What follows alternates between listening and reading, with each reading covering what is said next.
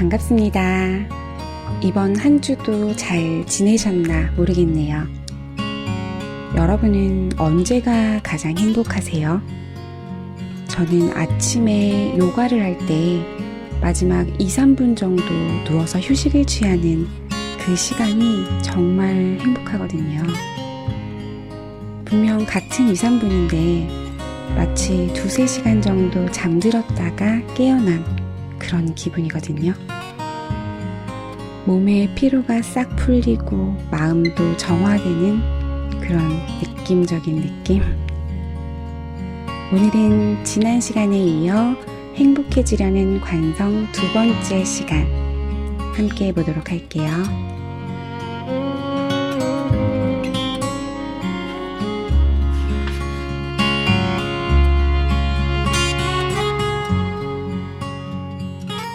시작 증후군 환자의 고백. 어릴 적 내겐 괴짜 같은 버릇이 하나 있었다. 하루가 목표한 대로 흘러가지 않을 때 조용히 눈을 감고 벽에 기대 열을 세고는 다시 눈을 떠 마치 아침에 막 일어난 양 새 마음으로 하루를 시작하는 것이었다. 소위 오늘은 망했다는 판단이 서면 좀처럼 잘해볼 마음이 들지 않아 스스로 내린 일종의 처방이었다. 증상에 굳이 이름을 붙이자면 시작증후군쯤 될까? 10살 배기의 앙큼한 술수에 얼굴이 달아오르지만 여전히 같은 증상을 앓고 있는 지금 한편으론 대견하다는 생각도 든다. 물론 이제는 그런 깜찍한 처방일랑 듣지 않는 때 묻은 어른이 되었다. 새해가 밝은 지 어느덧 한 주가 지났다. 연말연시 업무 마무리와 각종 모임, 각종 행사에 치여 좀처럼 업무를 못 내다가 뒤늦게 책상 앞에 앉았다. 빳빳한 새 다이어리에 새해 목표를 하나씩 꾹꾹 눌러 써내려가는 순간은 사뭇 경건하다. 대부분 지난해에도 비슷하게 쓰여있던 것이 문제라면 문제일 터. 운동, 독서, 영어는 단연 대표적인 스테디셀러이다. 이쯤 되면 생의 목표로 인정하고 넘어갈 법도 한데 평생 하겠다와 올해는 꼭 하겠다는 어쩐지 각오를 다르게 해 새해를 빌미로 다시금 마음을 다잡는다. 새해가 주는 힘은 이처럼 위대하다. 딱 하루 차이인데 어쩜 그렇게 12월 31일이랑 1월 1일에 출석 차이가 많이 나는지 모르겠어요. 잘 아는 헬스 트레이너의 말이다. 영어 학원이나 금연 클리닉도 사정은 매한가지다. 흥미로운 점은 나를 포함해 생각보다 많은 이들이 시작증후군을 앓고 있다는 것이다. 가령 이미 한계비를 피웠으니 금연은 내년부터랄지, 이미 한 주나 놀아버렸으니 학원은 다음 달부터 등 죄책감과 해방감을 동반한 마법의 주문들을 외우고 있다. 덕분에 헬스장 등록률은 연초를 피크로 우하향하고 중고서점엔 앞장만 풀었다 지운 흔적의 영어 교재들이 산더미처럼 쌓여있다. 시간은 인간이 목적의식을 가지고 살아가게 하는 기본적인 장치이다. 영화만 봐도 어딘가 고립된 사람이 가장 먼저 하는 일은 나를 헤아리는 일이 아니던가. 더 이상 시간의 경과를 가늠할 수 없게 될 때 삶은 사는 것이 아니라 버티는 것이 된다. 기약 없이 긴 시간은 순간의 소중함을 간과하게 하기 때문이다. 일생 중의 하루와 1년 중 하루가 갖는 오늘의 무게는 결코 같을 수 없다. 분명 어제와 같은 오늘일 뿐인데 연도라는 가상의 경계로 우리는 새로운 시작을 명명하고 다시 나아갈 동기를 부여받는다. 그런 의미에서 새 날의 시작은 반드시 연도가 아니어도 좋다. 벽에 기대 눈을 감았다 뜨는 앙큼한 속임수까지는 아니더라도 내 나름의 시작 증후군 처방을 내려보는 것은 어떨까? 모르긴 몰라도 해 중반쯤 올해는 망했다며 포기하는 위험을 조금은 덜 수 있지 않을까? 낮잠을 한숨 푹 자고 일어나 뒷산에 올랐다가 내려오는 것도, 뜨거운 물로 샤워를 말끔히 하고 따뜻한 차 한 잔과 함께 일기를 쓰는 것도 좋겠다. 어차피 연, 월, 일, 시조차 가상의 경계에 지나지 않으니 핑계의 여지는 있다. 그러니 나도 당신도 올해에는 부디 포기하지 말자. 마음만 달리 먹으면 매 순간이 새로운 시작이다.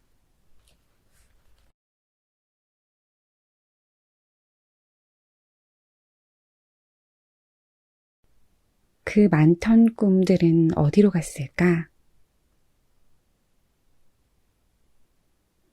처음 만난 사람에게 곧잘 던지는 질문이 있다.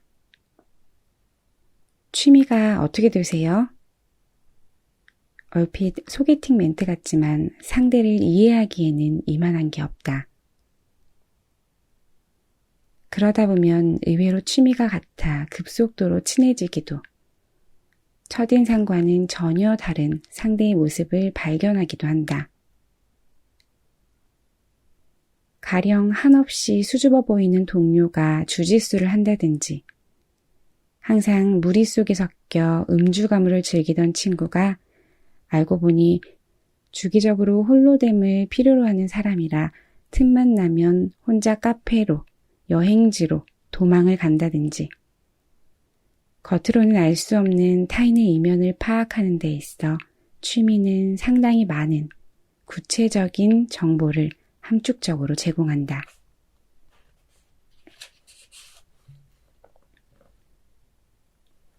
그에 못지않게 즐겨 묻는 것이 바로 어릴 적 장래희망이다.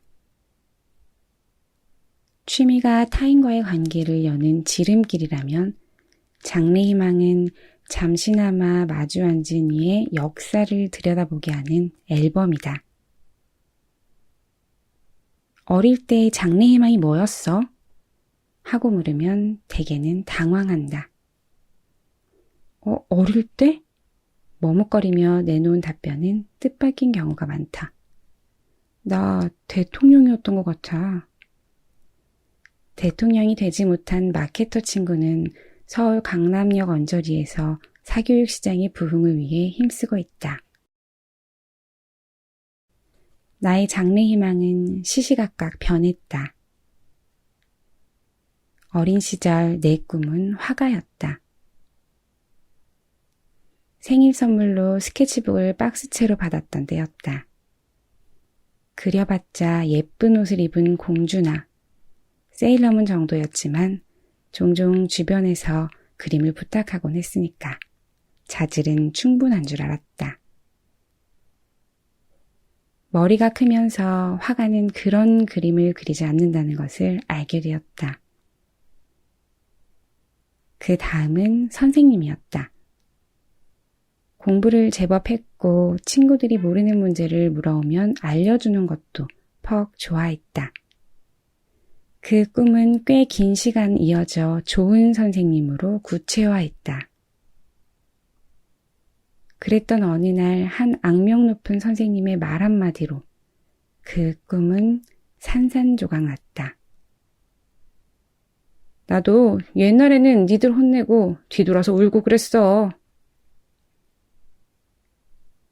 일일이 열거할 수도 없고 그러기도 창피하지만 그 뒤로도 숱한 꿈들이 피고 졌다. 대부분은 마음이 떠났고 일부는 마음을 접어야 했다. 되고 싶은 게 참 많았다. 그렇게 돌고 돌아 지금의 내가 되었다.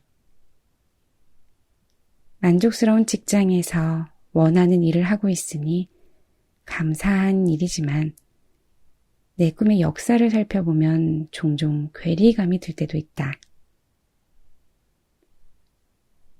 누군가는 대통령이었고 누군가는 화가였다. 또 누군가는 우주비행사였고 과학자, 가수, 심지어 공주였다. 그 많던 꿈들은 다 어디로 갔을까? 세상을 아는 만큼 꿈의 폭은 좁아졌다. 장래희망은 선택할 수 있거나 선택해 마땅한 직업이라는 궤도 안을 맴돌았다. 재고 따지는 것들이 많아지면서 불가능의 언어를 알게 되면서 꿈꿀 수 있는 것만 꾸게 되었다. 그러나 박막래 할머니는 70대의 세계적인 유튜버가 됐다. 시바타도요는 86세에 시를 쓰기 시작해서 99세에 첫 시집을 냈다. 결말을 논하기엔 아직 너무 이르지 않을까? 혹시 아는가? 앞서 말한 그 친구가 교육계를 혁신해 먼 훗날 대통령이 될지. 덧붙여 사실 조금은 자위적일지라도 꼭 무언가가 되지 않아도 괜찮다. 장래희망이 여전히 직업과 동의어일지언정 직업과 꿈은 동의어가 아니다. 직업으로 정의되지 않는 꿈도 있다는 것을 이젠 아니까. 예전엔 되고 싶은 게 많았지만 지금은 하고 싶은 게 참 많다. 무언가가 되든 되지 않든 오늘 나의 꿈은 지금 이곳에 분명히 실제한다.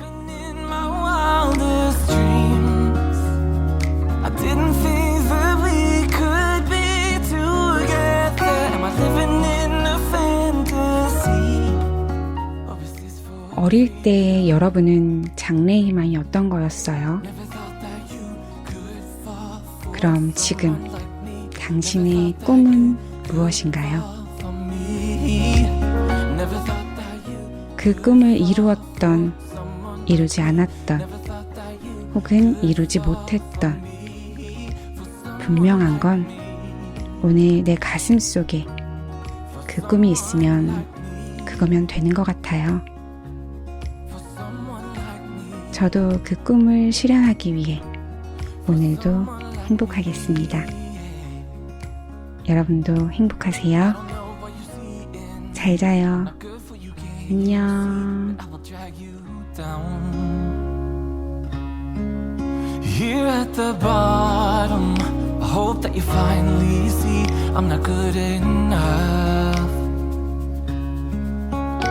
And even in my wildest dreams, I didn't think that we could be together. Am I living in a fantasy? Or is this for real? Never thought that you could fall for someone like me. Never thought that you could fall for me.